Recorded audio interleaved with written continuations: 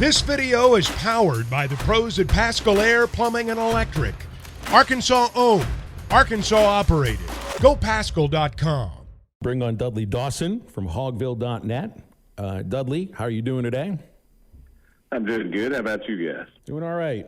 We're sort of waiting for, I feel like I'm waking up always waiting for announcements on social media from student athletes.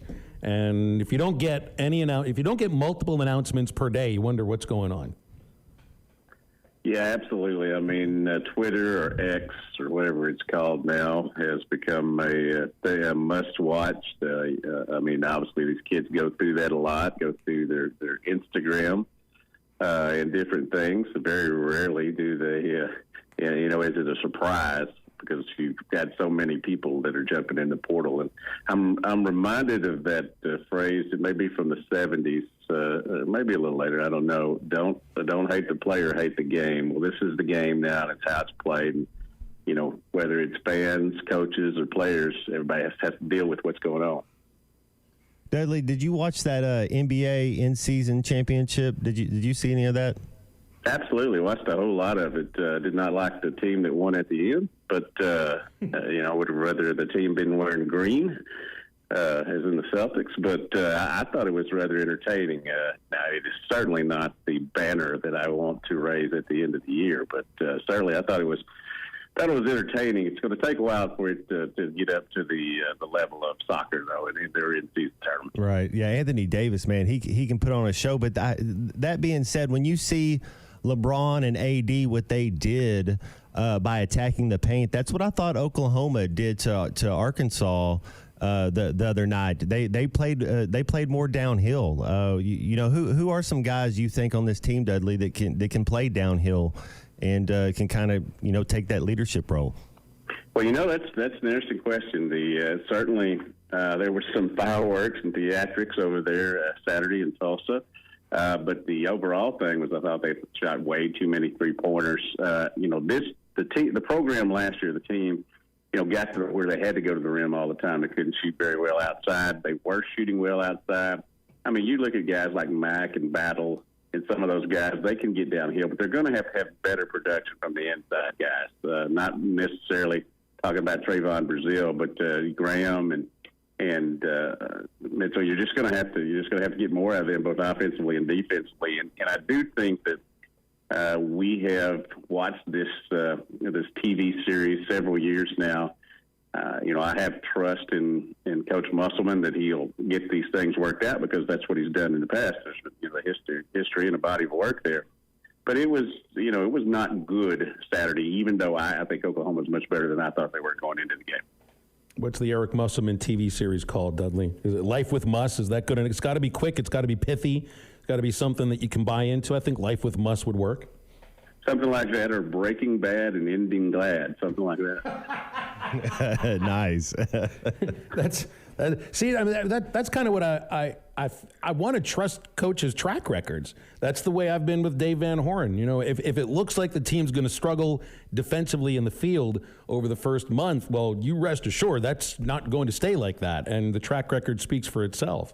It's the same with the pitchers, and that's the way I feel about defense with Muss. When I hear him talk about it, I don't know if he believes that he's got those pieces to play defense the way he wants, though, necessarily. That is one thing I wonder about. But Ellis, Battle, they're not just going to grow. They're not as long and as athletic as last year's team. Right. He's going to have to go at it a different way, and it's still going to be defensive minded. I mean, that we can look around at the game yesterday and certainly some others that they've lost. And the key, I think, has been the defense, not the offense. They can score enough points, but when you're just playing, make it, take it, which it seems like sometimes, you go ahead and get your shot. Sometimes it's looked like an NBA All-Star game. That's not what he wants for sure. We talk about success, and whether it be in football, basketball, baseball. A lot of times we talk about offense, but as they always say, defense wins you championships, and that's not just in football. How key is Layden Blocker going to be to this team? Because watching him, you feel like you want him to get more minutes. I think Muss wants to get him more minutes. I think that's going to happen in the near future. Part of it's going to be, if he can assist a little bit more often, and if he can stay out of foul trouble. And that's a big if for any freshman playing defense in the SEC. But it does feel two players, I think, watching now that feel really key to me for this team to succeed are Layden Blocker and Jalen Graham. I think that is a pretty good point. Now, I've been watching Layden since the 8th grade, and by the way, his brother's pretty good as well. But been watching him since the 8th grade. He's always risen to the level of competition and always become better than most of that competition, whether it was in junior high, high school, AAU ball, prep school, and you can see the potential there. I know that they want to bring him along and get him as many minutes as they can. I think they run better. The offense runs better, and there's more movement when he is the point guard. I think he's really the only true point guard on there. We seem to have this discussion every year about a true point guard. Obviously, Anthony Black was really good in that role last year. But you've got to facilitate. And, I think that's a big thing with this team. Everybody on this team believes they have a great shot. Now, the percentages will tell you that they do in some games, but others they don't. But you've got to put yourself in situations where these are good shots. You mentioned Talia Scott. I thought that Coach Neighbors made a pretty good point after Thursday's game, or maybe it was Sunday's. She no longer takes hard shots. She looks for another closer shot or another three-pointer in a different way. She's not trying to get her points by volume. She's trying to get them by smart shots.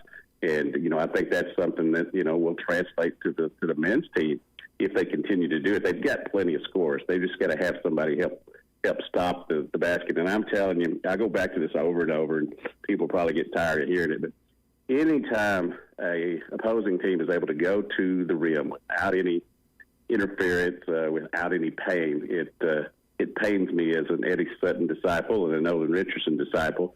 That end of the court has to be where you've got to show your toughness, and I don't think that's happening right now. No question. If we don't play better defense, this team's not gonna go very far.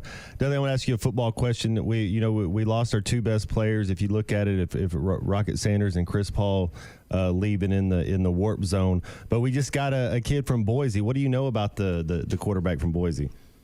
I've watched some tape, and he has outstanding potential. He's had games, including the bowl game, where he's been the best player on the field. He's had other games where he's a developing passer. I think full well that it takes an all-around game in the SEC. You have to get the most out of your potential. The one thing I would never worry about, I may question some of Bobby Petrino's decisions, but one thing I've never worried about is his selection of a quarterback. And this is his guy. He's going to take him and whatever else he has in the quarterback room. And it seems strange that this kid would come in and KJ stay around. I know there's going to be a KJ in the quarterback room. I just don't know how many, whether it's Jackson, Jefferson, they're going to have a couple or they're going to have one. But this kid is obviously somebody that BP likes a lot, and you can see the potential there. They got a linebacker out of Georgia on campus today. Do you feel Arkansas is going to get close on some of these guys that they want? It's not that you don't want the tight end Paskey out of Eastern Michigan, but I do like seeing other SEC players coming into Arkansas because there's just a certain kind of athlete that plays here in this league. It doesn't mean you'll succeed, but it means you probably have the athletic ability to do it. You think they're going to get close or at least land some of these guys? Well, better, and that's the quandary, isn't it? Do you go after G5 players that have Power 5 offers that the other Power 5 teams are going after, or do you go after Power 5 guys that only seem to have G offers, G5 offers? That's the quandary right now. You've got to fix a lot of different things. As Matt was saying earlier, 1 in 7, there's an awful lot of things to fix. They've got an awful lot of ways to go.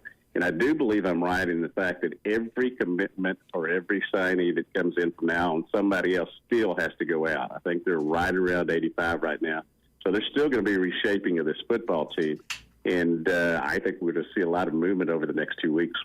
Doesn't it feel like that's where Arkansas is, though, the way that you're talking about it? Like you got some starters from other programs, Snacks and Al Walcott out of Baylor and Jeff Cote out of Missouri, as far as Power 5 goes. But it does feel like when Arkansas is bringing players out of the transfer portal, for the most part, it's Group of 5, or we've seen Division II players, stepping into tougher competition to see if they can hack it, and Arkansas giving them that chance to do it, or it's Power 5 players or SEC players that aren't getting the playing time that they want, or not being used the way that they'd like to be used. In the case of Drew Sanders, probably those guys aren't getting a ton of NIL, so maybe they get more if they get more playing time, or they're in a starting role at Arkansas. That's where Arkansas is, but that's not where Ole Miss is right now. Doesn't feel like that's where Missouri is right now either, but I do feel like that's where Arkansas is as far as how they approach the portal.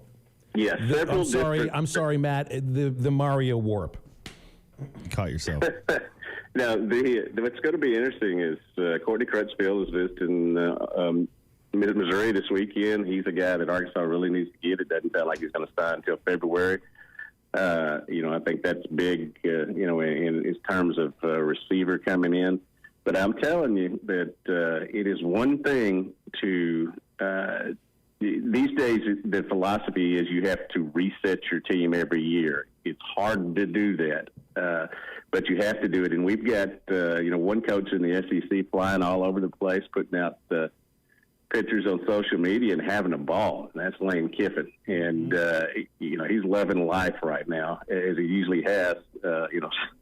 For most of it, but it is going to be so important between now and I want to say, Christmas, for them to remold this team. And there's some out there, but they got to go get them. Dudley, who's your NFL team? Are you buying this Dak Prescott hype right now? I mean, can Dallas win it? Yeah, Dallas is my football team, has been for 60 years. Same with the Cardinals on baseball and Celtics. What's he doing right now? He's in a purple patch right now, man. He's really playing well, and CeeDee Lamb is just, oh my goodness. Yeah, and I think that really helps him. But I think his footwork and his ability to go downfield. Now, they were, at the first of the year, they were trying to baby step with him and with the West Coast offense. They've let him loose a little bit. CeeDee Lamb and Braden Cook's coming along, I think, has helped. But here's the deal: until last